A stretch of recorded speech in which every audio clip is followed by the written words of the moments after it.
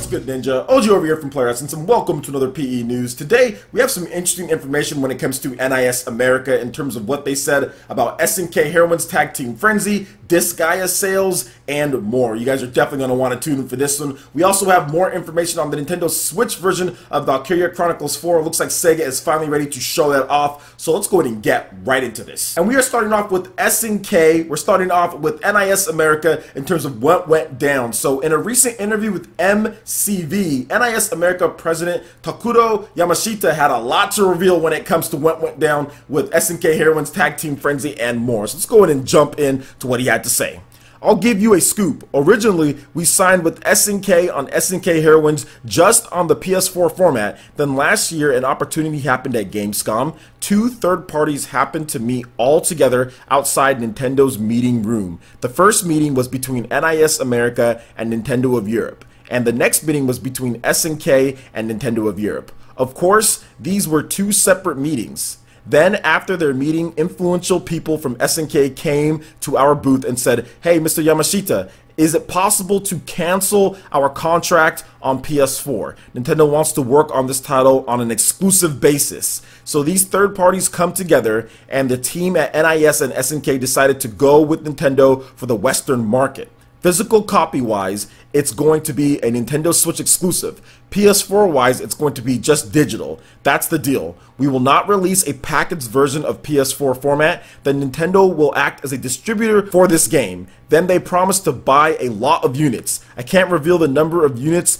they've guaranteed. That's secret talk. Now later in the interview, Yamashita also spoke about the strong sales of the Nintendo Switch in relation to the PS4 and more other things as well. So, quote, "We're starting to do more on Nintendo Switch. SNK Heroines is not the only one. They support us in a good way. Compared to that, Sony is not friendly with small publishers like us. They care about big Japanese companies. Also, if we simultaneously release a Nintendo Switch version and a PS4 version of the same title, currently the sales trend is 2-to-1. That means the Nintendo Switch version sells twice as much as the PS4 version, physically and digitally. A lot of PS4 titles are coming up, so the market is very competitive. Compared to that, the Nintendo Switch market still has lots of room for publishers to make money." Now finally, Yamashita talked about Disgaea 5 Complete, which was NIS America's first game on the Nintendo Switch, and in the West alone, it sold nearly 200,000 units. So here's what he had to say. Quote, "For Disgaea 5, the Nintendo Switch sold very well. It sold just under 200,000 units in the West.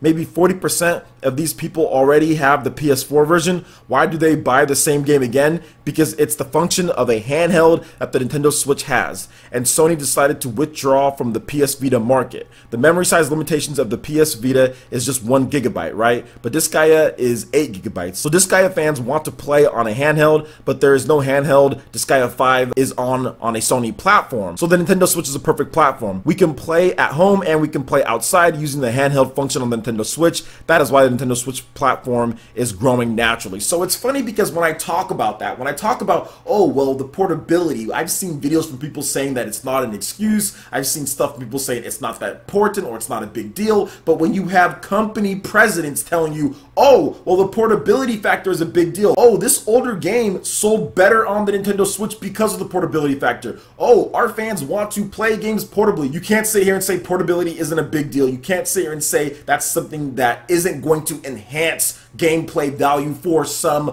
people. It's something that is just a fact at this point, and especially coming from the NIS America president, he sees it with their games. Obviously, they make a lot of RPGs, so you're going to want a lot of fans who are into the Vita, who are into handheld platforms, wanting to play their games anywhere that they want. That's just the nature of the RPG genre. In my opinion, it suits being played anywhere because of how much content there is in the game and the timing that you have. If you just don't have a lot of free time to play, the Nintendo Switch is the perfect platform for that. NIS America is ramping up their support, like super crazy support when it comes to the Nintendo Switch, and you can see why here. You have sales that are essentially selling 2-to-1 from PS4 to Nintendo Switch. Now there is one thing that he said in terms of the markets. The PlayStation 4 just has way more games on the system. They get bigger games, they get more stuff, and the money is spread out. So even though the PS4 has more system sales, you're going to get better sales with certain games just because of the competition on there. Now Nintendo Switch still has a lot of competition because you have Nintendo's first party games, but I think that this time around it's spaced more evenly. Nintendo is making sure they do a good job of highlighting third-party games. They're making deals like this when it comes to SNK Heroines. So there's a lot of stuff that they're doing to make games that even if they release on the PS4, they're making them attractive on the Nintendo Switch. And that's not even counting the whole portability factor, because that's one of the biggest things, if not the biggest thing when it comes to Nintendo Switch.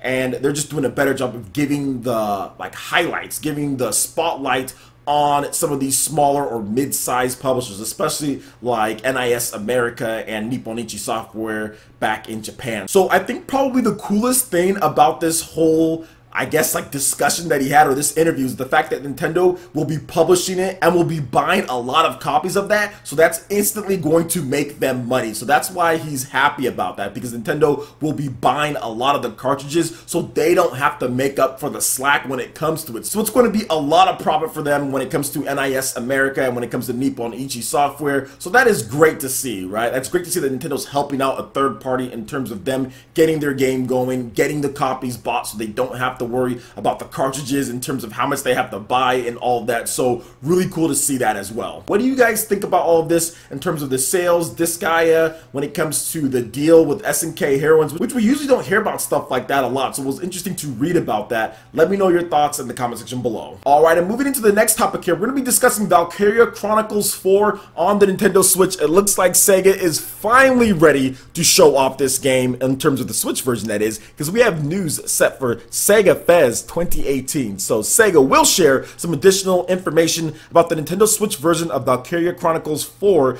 during a booth live stream at SEGA FES 2018 on April 15th from 1650 to 1730 JST, the company has announced. Now you will be able to watch it live on YouTube and Periscope. The live stream will also feature live gameplay of the upcoming The Two Valkyrias, downloadable content for the PlayStation 4 version of Valkyria Chronicles 4. Valkyria Chronicles 4 launched for the PlayStation 4 in Japan on March 21st and will launch on the Nintendo Switch this summer in Japan. Now it will launch for the PS4, Xbox One, and Nintendo Switch this fall in the Americas and Europe. And we also have somewhat of a league, potentially price holder, release date as October 16th. That's what's showing up on Amazon. People are able to pre-order, so maybe it drops around that time. I know at Ease 8 Lacrimosa of Donna, they were saying around the end of June, and it dropped the end of June for Amazon. So it does seem like they're a little bit on a roll when it comes to these perceived launch dates or all that. So we'll see if that actually happens, but man, October is a packed month. So the Nintendo Switch version of that game might do the best worldwide, because there's all sorts of crazy games coming out in October, potentially Battlefield. You have stuff like, I think, Red Dead Redemption. There's just a ton of big games dropping in October. So I'm not sure how well Valkyria Chronicles 4 will do. It's going to completely flop on the Xbox One. I think it'll do okay-ish on the PS4, and the Nintendo Switch version might be the focus depending on what goes down, what first-party games Nintendo's dropping, kind of what's going on there. And I think Bayonetta might be a great launch date in terms of Bayonetta 3 on the Nintendo Switch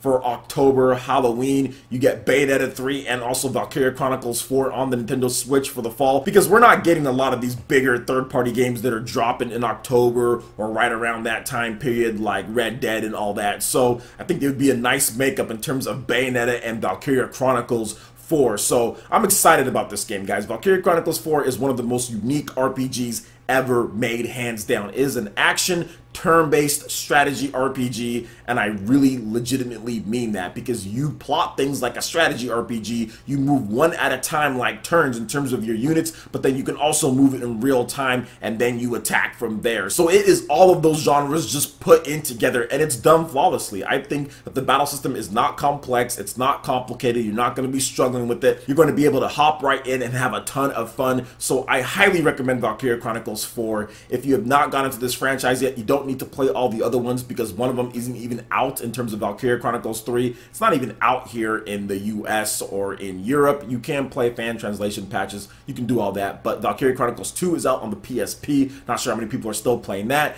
And then the original Valkyria Chronicles, which is the game, if you haven't gone into this franchise, play that one. That one's on PS3, that one's on PS4, and that one's on PC. So there's plenty of platforms you can play it on. I've played all three versions. They're all good, even though the PS3 version is 30 frames per second, the PS4 and the PC versions are 60 frames, but the style of game that it is, it honestly doesn't matter. Like between the PS3 and the PS4 versions of it, the 60 frames or 30 frames, it doesn't really matter just because of the type of game that it is. But overall, fantastic game. You should definitely check out that one if you have not played it before you play Valkyria Chronicles 4. Check out that one because it's really tying into like the setting and atmosphere and the style of that when the PSP games are kind of completely different. And don't even bring up that Azure Revolution crap or whatever, Valkyrie Azure Revolution. That is just banished to the Shadow Realm, guys, seriously. The Shadow Realm. So I'm looking forward to seeing what they do with this game. I really like what I've seen so far on the PS4. But for this style of game, like I talked about before with RPGs, the Nintendo Switch just fits perfect. So what do you guys think about Valkyria Chronicles 4 on the Nintendo Switch getting some information? And all of that information from the NIS America present with SNK, Heroines, Tag Team Frenzy, and more. Let me know your thoughts in the comment section below. Alright, Ninja, that wraps it up for this video here. Go ahead and check out the links in the description below. We got Facebook and Twitter. Go ahead and give us a like and a follow on our social media. Really helps us spread the content of Players across the interwebs in addition to YouTube. Also, make sure you check out our Patreon, Twitch, and YouTube live gaming page. Consider supporting Player Essence.